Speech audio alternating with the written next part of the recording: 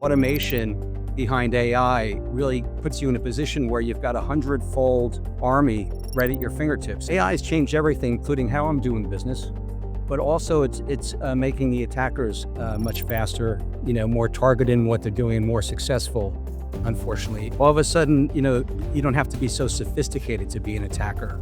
These are very plug-and-play-like exploits that are being utilized. The internet provides an endless list of potential targets for you to attack.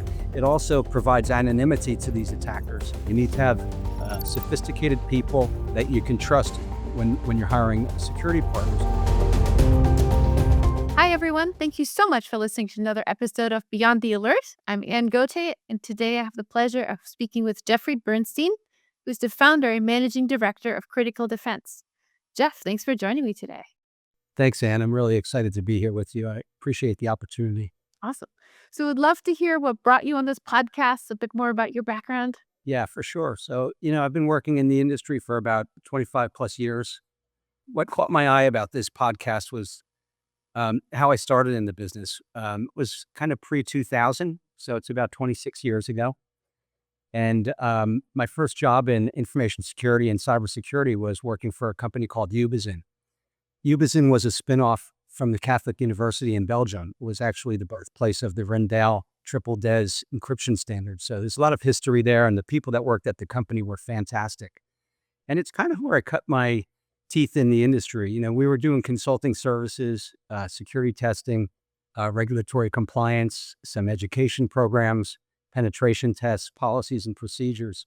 But back in the late 90s, the funny thing was that, nobody really understood the need for these services. They would look at you and say, we have to be evangelists. They'd look at you and say, well, why would I do these things? There are privacy rights and, we don't want to offend the employees. So if you fast forward 25, 26 years, it's how dare you if you're not doing these types of studies and tests and exercises. And not only should you be doing them, but you have to do them because of the regulatory requirements. So it's really interesting. But what caught my eye about this podcast was it's very SOC oriented. I think if you look at the audience, Ubezin was one of the managed security service providers at the time, one of the original ones, in my opinion. And if you look at the types of service they were offering, in the late 90s and around the year 2000, managed security monitoring at the time, it was managing a firewall's heartbeat, or, just implementing changes, on behalf of, the client, firewall rule sets. It was very non-sophisticated.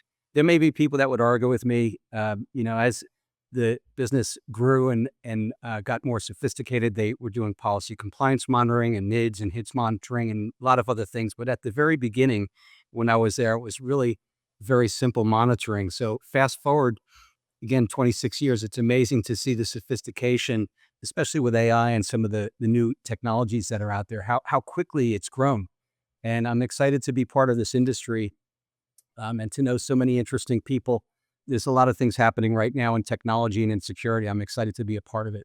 Certainly a very, very dynamic space. So we were just joking before we hit record about the top 3 things you hear about in the news today, and we'll spare the others too, but AI is one of them.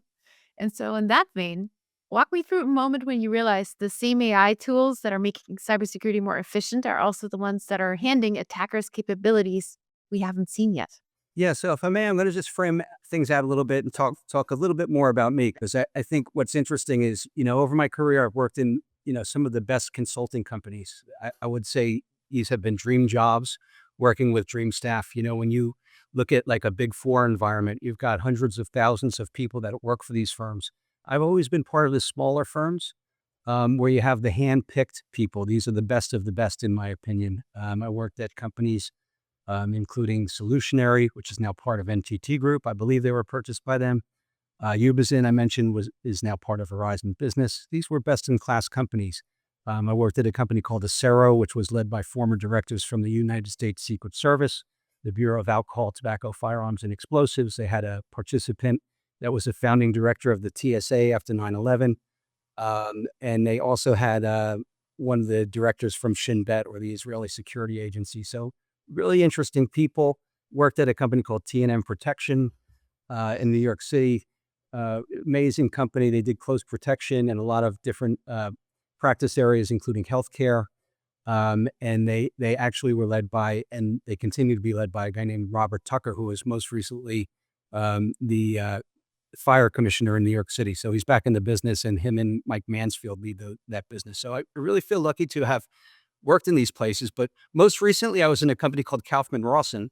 Again, amazing company with amazing staff. And in the past year, I've seen more and more that, you get these requests and you're a trusted advisor. You can't take that away with AI. You need to have sophisticated people that you can trust when you're hiring security partners. But what I've seen is some of the basic requests that come in, all of a sudden, you could have 6 pages of questions relating to a regulation where, that could be 100 hours of consulting. All of a sudden, that 100 hours is like 10 hours because you're feeding this into an AI engine of some type, and you can't just take the AI output and hand it over. Of course, you need to verify the information and enhance it, tailor it for the customer, take it and make it your own. You need to verify it about 10 more times. You also need to sanitize any of the communications. I think my number one rule of thumb with AI, still, at least for me, remains that you don't want to ever put yourself or your customer in a position where a leak of the data that you're putting into it is going to result in a security compromise, a data leak, or something that's going to offend one of the regulators. You really need to be careful. But what I'm seeing is automation behind AI really puts you in a position where you've got 100-fold army right at your fingertips, and so it's really scary. That's one of the main things that drove me back into my business here, and I'm excited about it. I really am. But so AI has changed everything, including how I'm doing business. But also, it's making the attackers much faster and more targeted in what they're doing and more successful, unfortunately. And all of a sudden, you don't have to be so sophisticated to be an attacker. These are very plug and play like exploits that are being utilized. We had a recent breach where we were working with someone that was doing business online, and they had suffered a ransomware attack, and all of their files, a good portion of their files were encrypted by ransomware. This particular company had great backup processes, and so they decided not to pay the ransom. And almost immediately, though, once the attackers' algorithm, or the group of attackers had realized what was going on, that they weren't going to get paid, it switched into what I saw as an automated type of attack, where you've got distributed denial of service attack going against the client's website. So even though they were able to restore their files, they're doing $1 million a day plus in online sales. All of a sudden, they can't do those transactions because they're flooded, and the website becomes non-operational. And so if you look at, the source of these things, of these attacks, and the quickness that they're happening, you could see that there's automation behind it, and there's also AI at times. With that particular attack, we were able to, at least at the onset, to identify the sources as coming from a particular part of the world. So, as trusted advisor, we're able to coach the client into filtering out those particular IP ranges, because there's no sales being, produced in those territories. And they made the adjustment. But then again, the attack and the automation behind it changed the mechanism of attack. So it's very real. It's happening. It's hard to avoid, if you have anything of value, if you're doing business, on the internet, which everybody is. And if you look at the internet, in my opinion, when I was a kid, if you wanted to, the attacks were like smash and grab, right? Or if you wanted to rob a bank, you had to go into the bank. There'd be a camera and a security person. Everybody would see you. You'd have one shot at it. Fast forward again, 25, 35 years, click of a mouse, and you could attack many thousands and much more of people. And you don't need much of a level of sophistication. The internet provides an endless list of potential targets for you to attack. It also provides anonymity to these attackers. So even if, we do investigations, so almost everything they do is investigation oriented. Even if you can fingerprint the source of the attack, there's usually not much legal recourse to go after them, because, it's in one of these black hole countries where you can't get much done. And even if you can, you don't know who's sitting beside that mouse clicking that button. For sure. Yeah, it's really interesting that you bring that up on two fronts. The first is we had recently a guest who said, well, AI is all about context. And so, really, the attacker has to understand the context of the company, how the systems were set up, all of the ins and outs to be effective. But then the example you're providing, right? They don't even need to go to that extreme or that complexity. They try one thing. If that's being punted, they go on to the next move. And they're essentially was a single attack beforehand, now turns into a series of attacks. And then when we're looking at AI and going across borders and attackers, I studied counterterrorism and cybersecurity policy at NYU, and that was one of the really fascinating things for me. Okay, great. You've understood the mind of the attacker. You're onto them. You went through crazy investigations and you finally figured out who it was, but then your hands are tied, right? Because there are just so many orders and legislation or lack thereof you have to go through, you don't really get anywhere. That's right. And that's why we've really padded our services. When you look at the investigations that we perform, you know, we're in much better shape and the customer's in much better shape. If they bring us in before, a compromise is successful, we can help them educate their staff and perform security tests, identify vulnerabilities, flaws, and other deficiencies. We can help them comply with regulation and do a lot of other things with policies and all types of consulting services. But unfortunately, we're usually called in after the breach has occurred. So one of the things that we do is we want to originally, at the beginning, focus on investigation. Let's identify what happened. Let's isolate it, and let's eradicate it from the network or whatever it is that we're studying. And then we want to move the customer to more secure footing. But part of our service line, what we do is not just the investigation piece, which is investigate, isolate, eradicate. It's really helping them to recover from these issues. So we'll work with their attorneys. And we have some great attorneys we work with. If they don't have one, we'll insert one that understands exactly what's happening and what geography they're in. We'll work with their IT services providers. This is a SOC audience.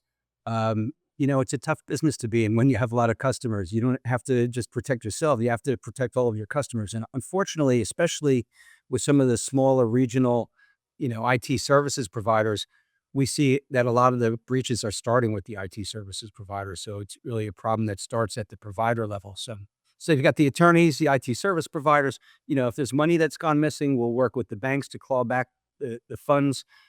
We work with law enforcement. We've got great people in our business. We've got a former U.S. government computer crimes division director who was a prosecutor with Department of Justice, and we've got a retired Secret Service agent that's one of our lead investigators.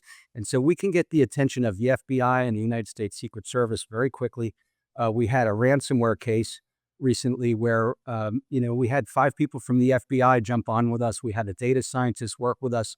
We were able to come up with a decryption key.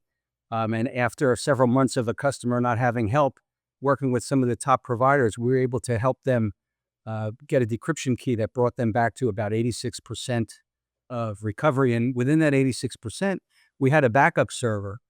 So we're even able to go further than that. So, again, it's very high touch. It's, work with the banks, law enforcement, the IT service providers, the attorneys, but also help with the insurance companies and make other recommendations. Can they file a claim? Can we look at their policy? Sometimes they're told you don't have a claim, but we can show that they do. Or we'll help them move to a more secure footing so that next time they'll have proper coverage and proper security controls in place. So it's very high touch what we do. We're real proud of it. And, sorry to make this sound like an advertisement. It's not, but there's a lot of things that go into the investigation side beyond just the investigation. For sure. And I don't think of it as an advertisement because it's the average organization, unless you're an enterprise, you don't have those resources at your fingertips and you haven't hopefully incurred something like that before. So you don't know where to go. You don't know what the next steps are. You don't know what you don't know, right? So it's really critical that you have someone to level set you, help you, be your trusted advisor. And then a lot of times from other guests I hear as well that a huge component of this is really managing the executive team, right? Because they're panicking and talking them off the ledge and saying, hey, here's what you need to do and calm down, right? So you're also essentially hostage negotiator at the same time as well. Yeah, and it's crazy how many components there are now. I started at that company I described earlier. Back then, you'd walk into a business, there'd be a computer at every desk. So everybody had the same computer. They had some very general, maybe some general wireless networking, very simple, a computer printer, not much sophistication, right? And there was really only one or two types of computers back then. At the time, most people were using Windows. And they all worked in an office. Right, 25 years, you've got all kinds of devices. There were no smart devices. You've got now fixed system, wired, wireless, virtual environments, cloud environments, mobile environments, IoT environments, crypto. I mean, there's so much out there. So the level of sophistication, the number of devices, the flavors, the platforms, it's it's increased like so many fold. They couldn't secure it then. There's no way to secure it now, but it goes back to the point is having a great trusted advisor, having the right partners, and having access to the knowledge that we all have now makes a big difference too. But those attackers are sophisticated. They know what they're doing, and they don't care. They don't care about anything but their pockets. We had uh, over the past year some very debilitating attacks. The one that gets me, I shouldn't say the one that gets me the worst because there's so many of them. But the one that really bothered me over the past year and a half was that the attackers went after the blood supply. So you had an attack that left, 250 hospitals in the Southeast had to implement emergency security protocols because they weren't sure that they'd have blood. And so you look at these attacks on healthcare and the supply chain. They don't care. They want their money. They don't care about lives, but there are lives at stake now. And so this is very serious stuff and of great concern. Absolutely. So, on that note, when you founded Critical Defense over 15 years ago, what problem were you trying to solve then that no one else was tackling at the time? At the time, I was working with an outfit in DC, and I was spending a lot of time over in Eastern Europe. And I thought, at the time I had young kids, I really wanted to, be home more and spend more time with the family.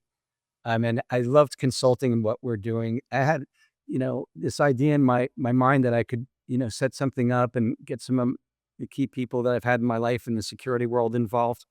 But the idea behind it was the protection of critical infrastructure. So at the time, I think the thinking was that, here in the US today, I think we have 16 critical infrastructures. So it's things like communications, healthcare, financial services, emergency services, education, et cetera. But over and over, the figure that you hear is that, 80% plus of critical infrastructure here in the US is owned and or managed by the private sector. And so, when you think about some of these attacks, especially like with what's happening now in the world, right? With Iran, for instance, and some of these other countries that we see that are at war in the news every night, this idea of asymmetric warfare is really scary. My biggest concern being a father is what if we were to wake up tomorrow and you couldn't call your kids? That's my biggest fear is what if I can't get my kids on the phone? Or what if, the energy system is out? What if the power is out? Or what if we can't use our cards at point of sale? We need to go to the store and get food. And how many people put cash in their mattresses anymore? Nobody.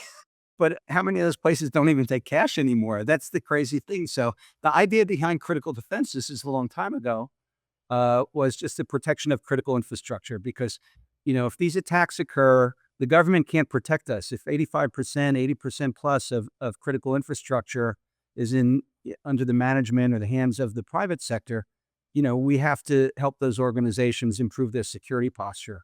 And so that was the idea behind it.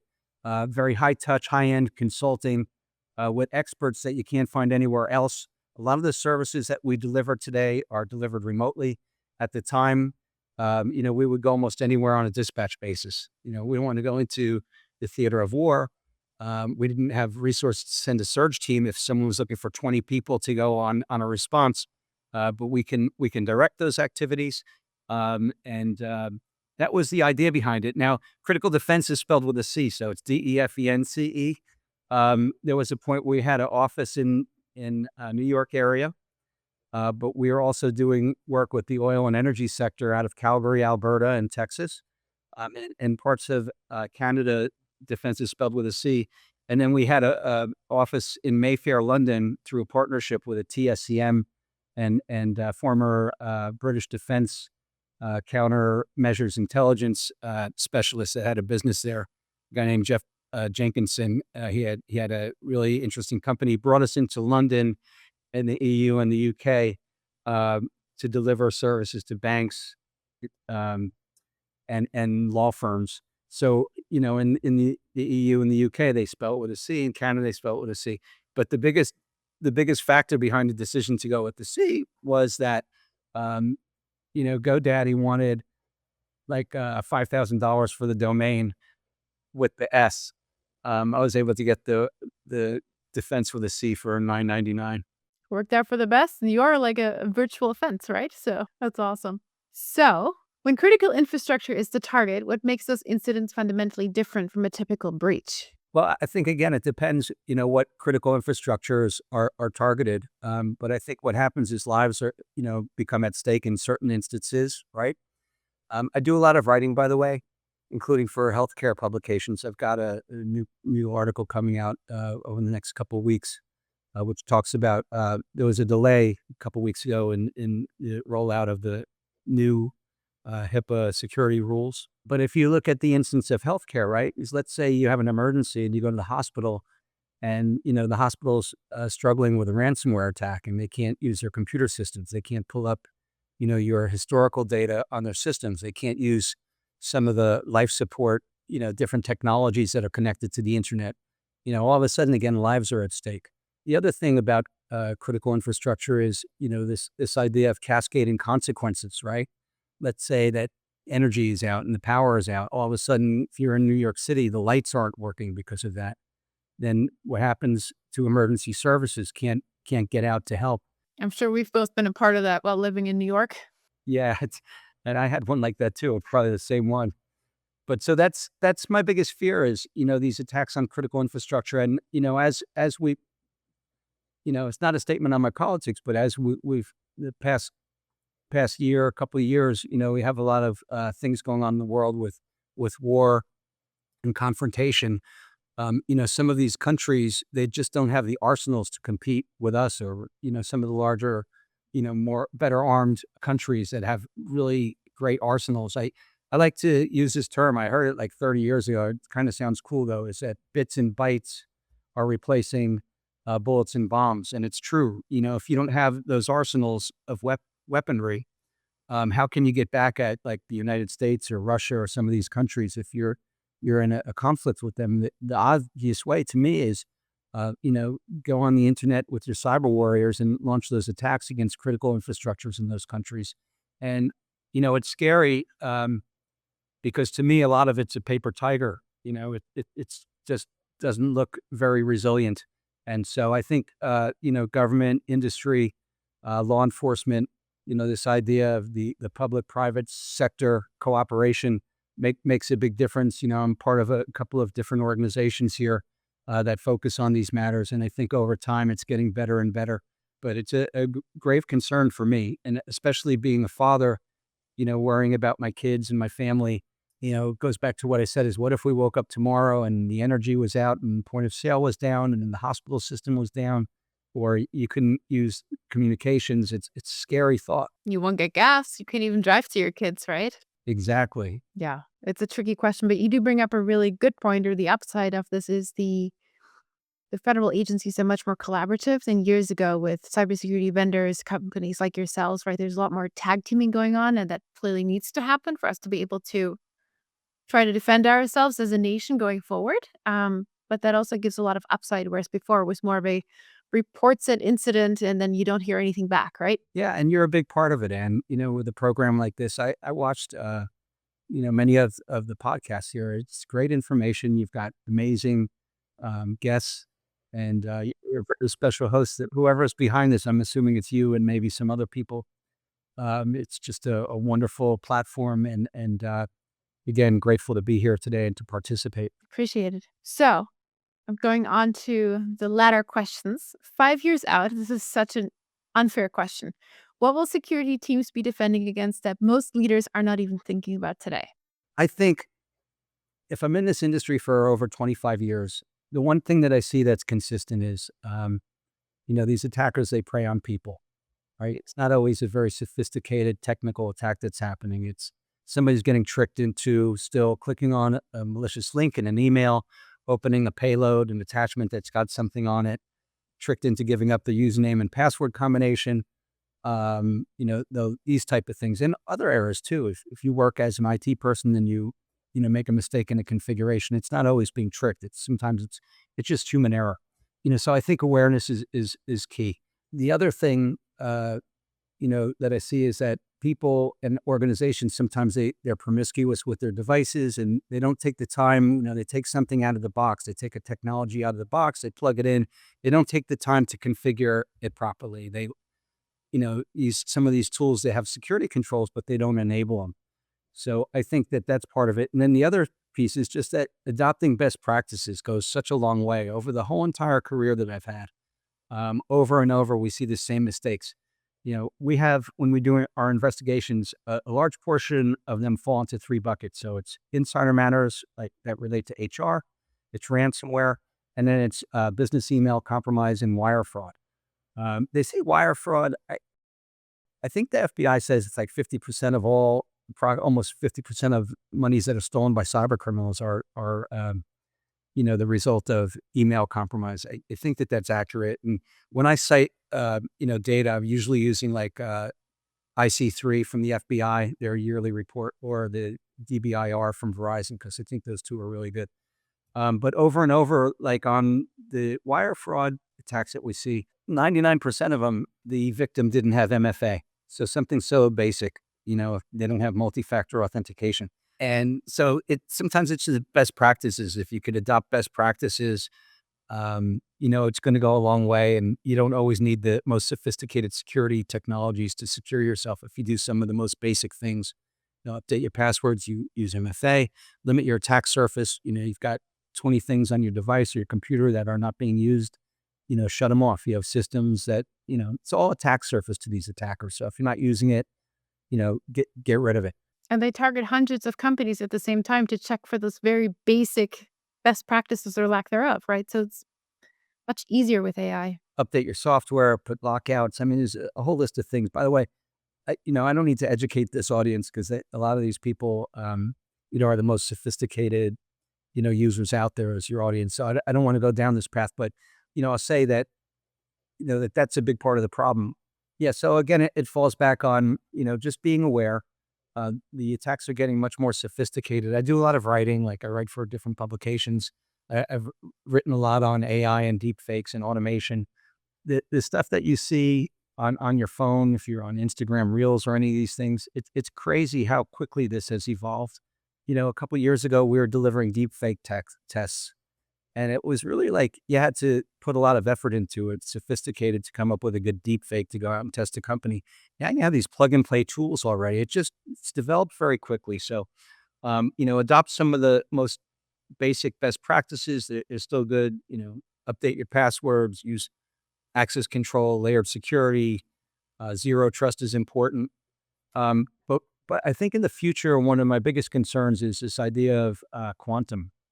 So I think the companies that are starting to look at this right now are going to be ahead of most. And what do I mean by that is there's computing power that's coming down pretty quickly that'll be able to decrypt a lot of the stuff that's encrypted now. So, for sophisticated users and organizations, if they can start to consider some of the quantum resilient solutions that are out there, but also try to keep an inventory of everything. What do you have in inventory in terms of hardware, software, applications, and then start to keep track of where your data is and what's encrypted, because a lot of that data is going to be exposed over time. Some people say it's 5 years, some say it's here already, potentially. And then the idea behind data classification, retention, and destruction is, pretty recently I was contacted by a company that said my data had been exposed. So I looked at it every which way, and I couldn't figure out what it was. And it took me a couple of weeks, and then it clicked. The company that contacted me was the title company from a house I purchased when I first got married. So, it's like over 25 plus years, my data is sitting out there. And so the idea of data retention becomes very important. Is, how dare them have my data sitting facing the internet 25 years plus after I purchased a house? Right. So yeah, strategy behind, the data, how you protect it, how you secure it, but also when you get rid of it, and especially if it's not needed. that's something to consider. So I think, this idea of quantum resilience is coming down fast. I was at a security conference recently, and I got to see one of Checkpoint's chief information security officers, speak on the topic, and it's scary. For sure. I worked in a data company before Dropzone, so I know good amount about that. And the whole, yeah, sure, it's encrypted per AWS standards, doesn't mean all that much at the end of the day, right? It's you check the box, and then you hope no one figures it out. Right. And, you know, I know we don't have a lot of time, but, while we're here, I think this is a very sophisticated audience. But one thing that bothers me a lot and that we really have to do as a community is help the elderly and also our kids as they're coming online and getting connected. If I had $1 for every time I got a call where, somebody like my father's age, got phished in his email, and he got a call from Microsoft or Google, and they said, "Hey, we got an alert. You have a problem. We're going to help you." So he's delighted. This didn't happen to my father, but hypothetically, he's delighted that they're helping him. So they're helping him, and he's getting cleaned up, and they're telling him everything he needs to hear. Of course, they put remote access software on his computer. He goes to sleep, at 2 in the morning, $1 million from his Marcus by Goldman Sachs account goes missing. We see these type of attacks over and over, and they're hard to recover from. They're hard to, respond to, because you see people's lives ruined. And the same thing with the young people out there. You've got everybody's using connected devices at a very young age now, and not everybody, but a lot of kids are. And sometimes children and young adults are more, promiscuous with their devices, and they feel like they're talking to somebody, and they fall into a situation where, they do something they shouldn't, and then all of a sudden they're being extorted and their life is upside down. And it's a miserable experience to go through as a, trusted advisor when you have to work with families on matters like this. And so, I think what you're doing, Ann, is amazing, for the community, but it's also, it's not just a corporate thing or institutional or at the government level. It's good practice for all of us, just to help, the younger and the older people in our lives, because they definitely are being preyed upon by these attackers. Absolutely. And that certainly won't let up. So we're on to the very last question. I have so much more I want to ask you, but unfortunately we're running out of time. So usually at the end of the podcast, we ask you one question from the last guest, and then you get to leave a cliffhanger for the next one. So the question for you is from Randy Rose. What do we do, or what are your recommendations on how we better hold IT or the IT vendor community accountable for security? Which goes back to a lot of times it starts from the IT department or the IT provider, right? I think you said earlier. I think, there's a lot of different levels of sophistication in IT service providers, right? People that enter the field, I think, are amazing. You want to, in a career, you want to have fun. You want to like what you're doing. You want to feel good about what you're doing. You want to help people. You also want to make money. So I think like financial incentive is not a bad answer. Probably not my first one, but as a customer of these providers, I think, looking at the SLAs are very important. Is what are you getting, and how is, your organization tracking to those metrics?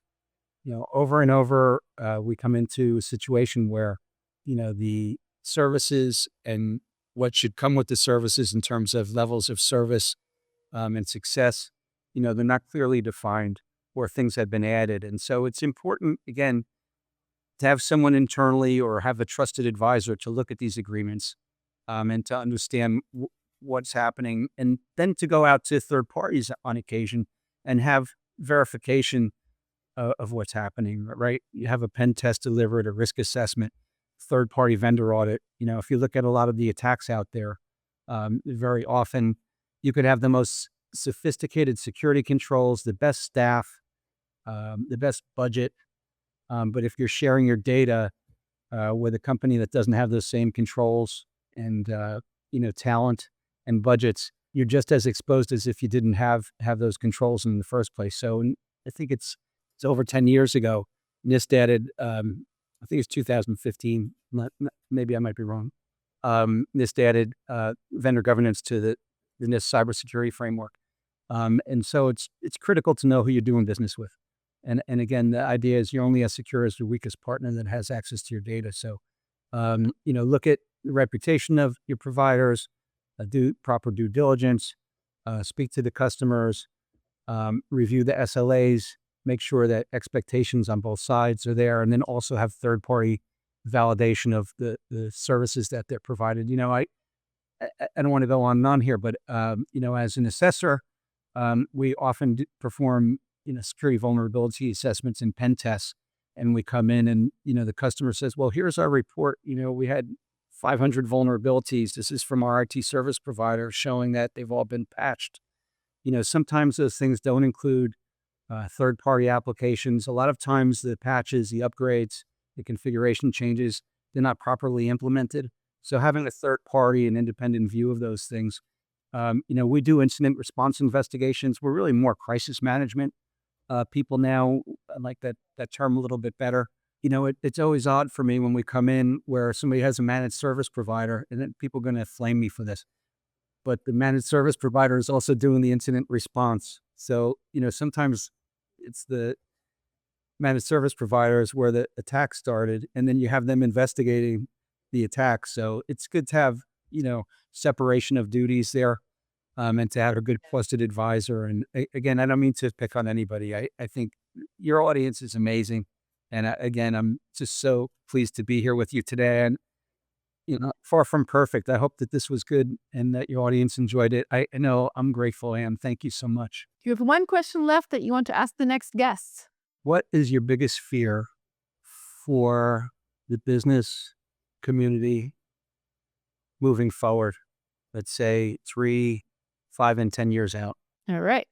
That's good. And with that, thank you so much for having joined me and for all of the information sharing you've done to help your fellow cybersecurity leaders wage the cyber wars out there.